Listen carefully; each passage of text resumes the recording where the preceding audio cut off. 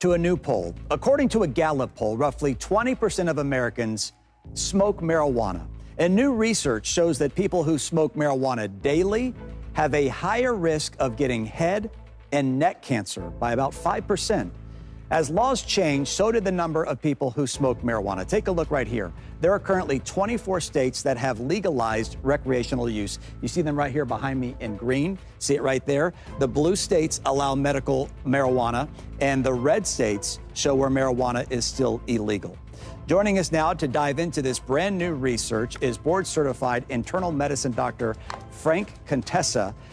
This research, doctor, found that the rise in risk for daily smokers to have head and neck cancer was about 5%. So it's not a huge increase, but it's still an increase, right? So what would you tell marijuana smokers after hearing this?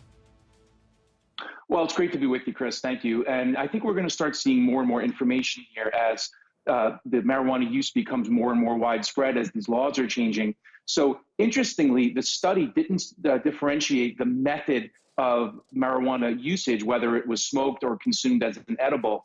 It just said marijuana use, and it was daily marijuana use. Actually, it even specified that it was people with marijuana use disorder, which we can talk about a little bit more as we move on.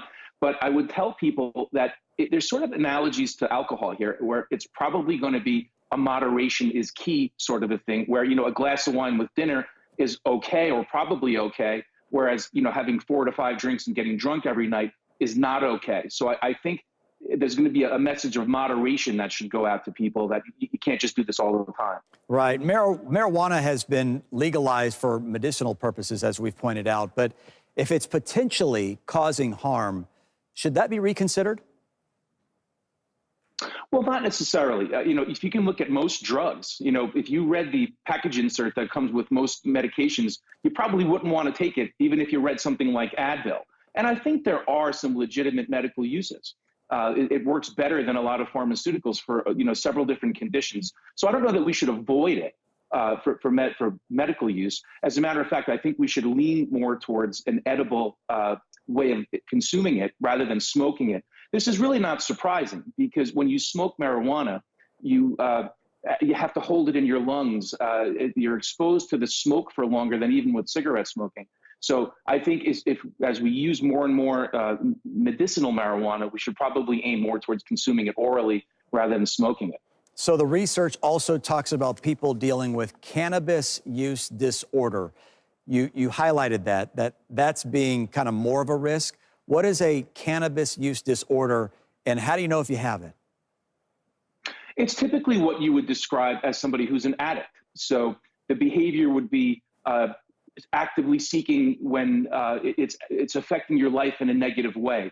People who are using constantly, and they're finding that they're using it even when it's really affecting their relationships. They're developing tolerance, where they're needing more and more of the drug to get the same kind of an effect.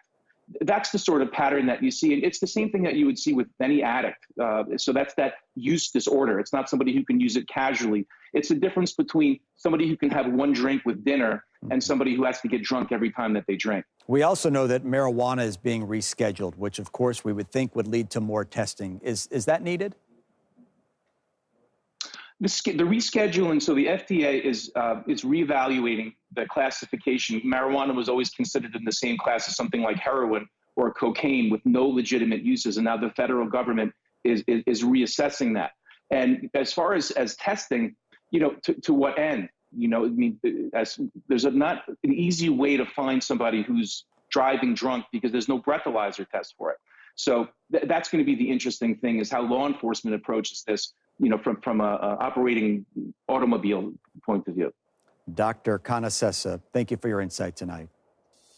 Coming up, PBR is making its way to a new city, and the